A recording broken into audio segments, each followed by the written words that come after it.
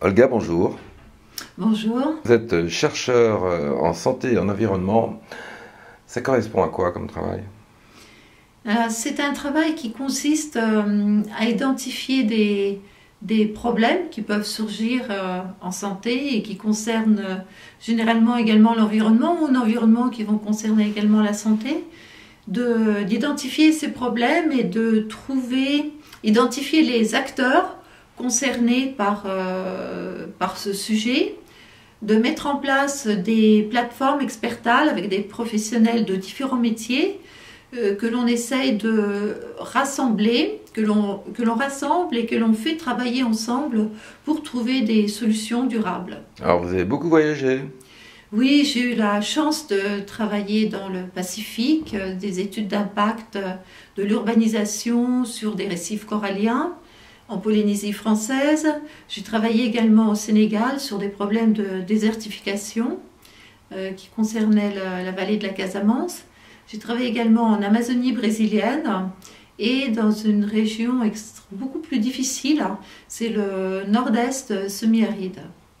Alors revenons en France, vous avez fondé l'association ACALPA, qui est donc l'association contre l'aliénation parentale, et on vous rencontre à ce sujet aujourd'hui. Alors, comment s'est passée justement la création de cette association? Alors, cette association, bien sûr, vient d'un vécu personnel et j'ai été, disons, soutenue dans cette démarche par une autre association qui s'occupe des enlèvements internationaux d'enfants. Et on s'est aperçu très vite qu'en dehors de cette problématique juridique et d'exéquature, de retour des enfants dans leur pays, non pas d'origine, mais de leur pays là où ils devraient être, il y a aussi le problème de la rupture des liens des enfants qui rentrent et qui refusent de reconnaître dans le parent rejeté ou qui a été absent pendant un certain temps, un certain nombre d'années de leur vie, comme étant leurs parents. Et donc c'est à partir de cette expérience dans cette association que nous sommes attachés à cette problématique de rupture de liens affectifs totalement, disons, injuste et injustifiée entre des parents et leurs enfants, plutôt les enfants qui rejettent des parents. Et donc nous nous sommes dédoublés de cette association pour bien identifier la spécificité de ce sujet. Olga, rappelez-nous ce que sont les grandes lignes de ce qu'on appelle l'aliénation parentale ou le syndrome, qui est un terme médical, mais tout simplement la manipulation des enfants, et dans quel contexte? Alors, l'aliénation parentale a eu un petit peu de difficulté à être admise en tant que concept ici en France. C'est un mot qui fait peur parce qu'il fait appel au mouvement aliéniste, aux aliénés, à la folie. Et en fait, dans l'aliénation parentale, c'est le deuxième sens qui est utilisé, c'est rendre étranger à l'autre. Donc nous sommes dans des situations où des enfants, sous l'emprise d'un parent, vont rejeter leur autre parent de façon définitive et cruelle et injustifiée par rapport aux faits objectifs et par rapport à la vie qu'ils ont pu avoir avec ce parent auparavant. Et donc l'aliénation parentale est l'objet de grands débats, dirais-je, sémantiques, mais ça ne change rien à la réalité. C'est une phrase extrêmement banale que l'on connaît tous, non pas peut-être dans sa vie privée, mais autour de soi.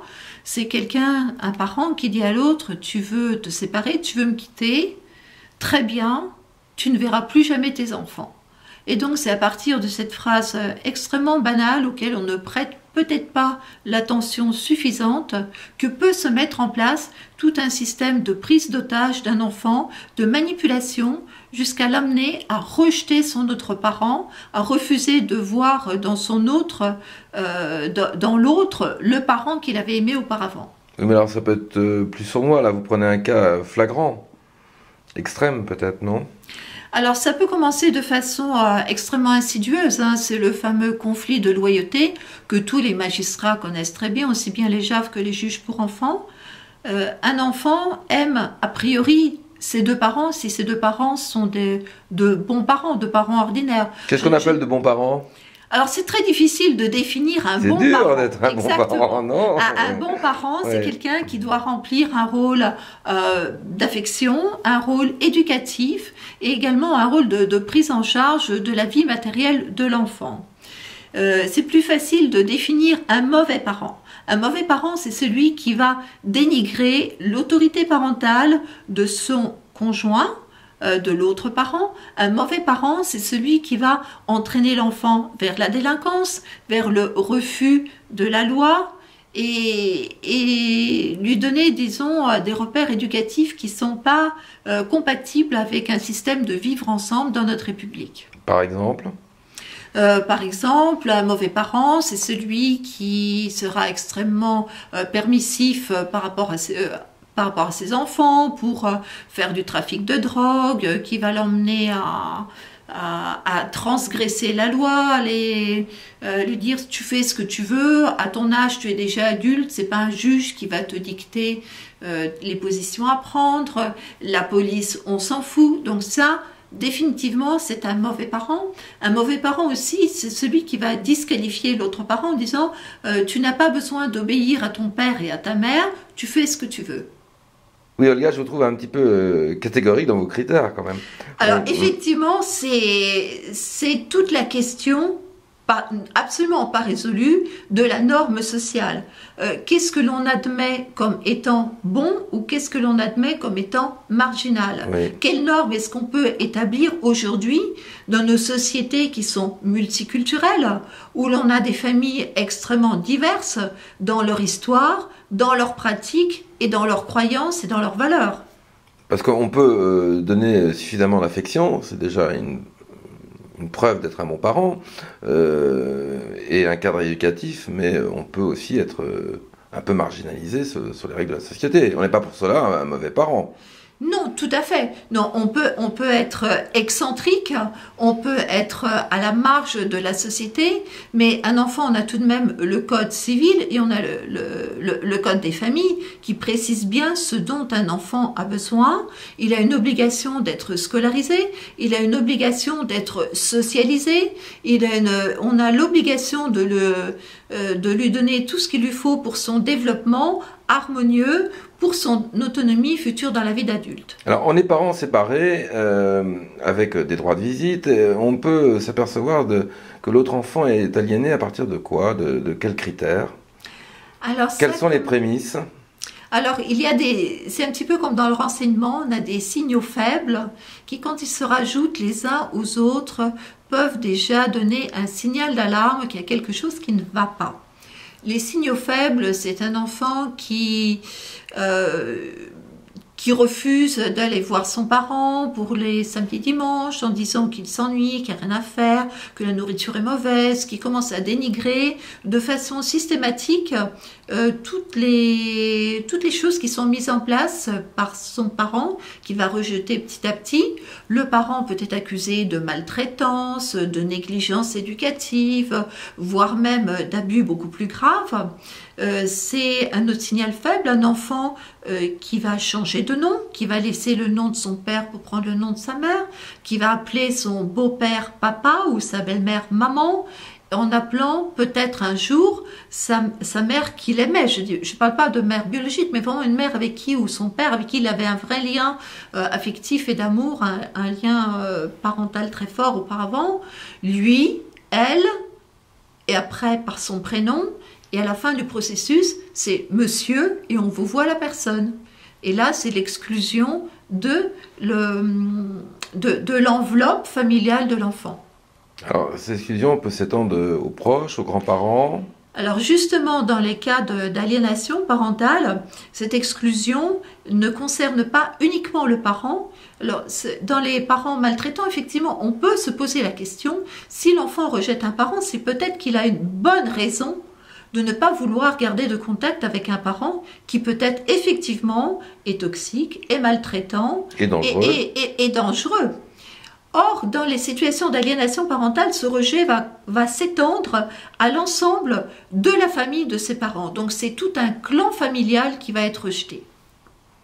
Y compris les amis, les voisins. Et donc ce sera une rupture, il y aura un avant et un après. Une partie de ses origines.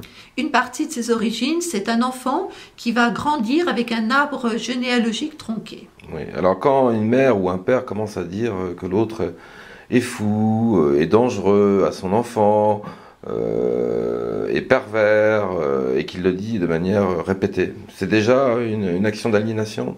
Absolument, c'est déjà de la manipulation sur l'enfant, tout à fait. Alors donnez-nous des exemples peut-être précis par rapport aux témoignages que vous recueillez au sein de l'association. Des témoignages précis, nous en avons Beaucoup, tellement. oui. 3000, Oui. vous m'avez dit, c'est ça? Oui, on a reçu à peu près 3000 témoignages en espace de 5 ans. Et ils sont à la fois différents et ils se ressemblent tous. Vous avez des enfants qui, tout petits, on parle souvent d'aliénation parentale pour des préadolescents qui sont dans cette phase de révolte où l'adolescence se superpose au conflit de loyauté pour détruire ces liens. Il y en a aussi des enfants qui sont tout petits, qui rentrent 4-5 ans chez un parent avec des gros mots, avec des coups de pied, avec des refus de manger, en disant la nourriture que tu me fais, c'est pour m'empoisonner, papa m'a dit que je vais mourir avec, ou maman m'a dit que je peux pas monter dans ta voiture parce que t'as déjà tué des gens.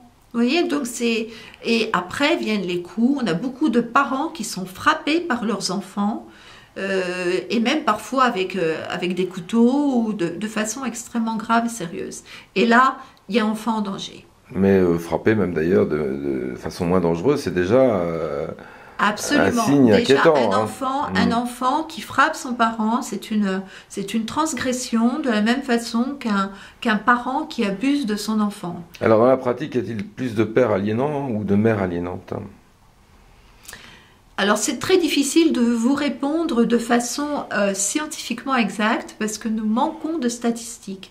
Les seules statistiques que nous avons sur la rupture de lien, je ne parle pas des séparations, des divorces, on peut regarder le nombre de plaintes qui sont déposées en gendarmerie et dans les commissariats. Sur les non-présentations d'enfants, nous en avons à peu près 20 000 par an et c'est un chiffre qui est stable sur les 5 dernières années. Et nous avons également des mains courantes qui sont de l'ordre de 130 000. Donc il y a à peu près 150 000 dépositions pour non-présentation d'enfants qui doivent être gérées par les services de sécurité en France. Qu'est-ce que l'on peut en tirer comme conclusion? Je vais vous répondre aucune, parce qu'on ne sait absolument pas d'abord le taux de victimisation, c'est-à-dire si les gens qui portent plainte, quel est le pourcentage de personnes victimes de non-présentation d'enfants qui vont porter plainte, quelles sont celles qui vont rester, celles et ceux qui vont rester dans le silence avec cette fameuse phrase « Oui, mais porter plainte, ça va rajouter du conflit, là on recherche de l'apaisement, et puis finalement avec le temps, tout ça va s'arranger, les enfants, il faut leur laisser du temps, ils vont revenir, ils vont bien s'apercevoir et faire la part des choses. » Alors ça, c'est un aspect, donc sans doute une sous-estimation de nombre de personnes victimes de non-présentation d'enfants. Et par ailleurs, vous avez des personnes qui vont porter plainte de façon itérative 20 fois, 30 fois, 40 fois. Donc c'est là, on ne peut pas comptabiliser, ce n'est pas le nombre de plaignants, c'est le nombre de procédures que traduit ce chiffre. Et nous avons par ailleurs des plaintes qui sont totalement inégales. On peut porter plainte parce que l'enfant a un retard d'1 heure ou de 2 heures sur le retour à son domicile, et puis d'autres plaintes concernent des enlèvements ou des soustractions ou des disparitions inquiétantes.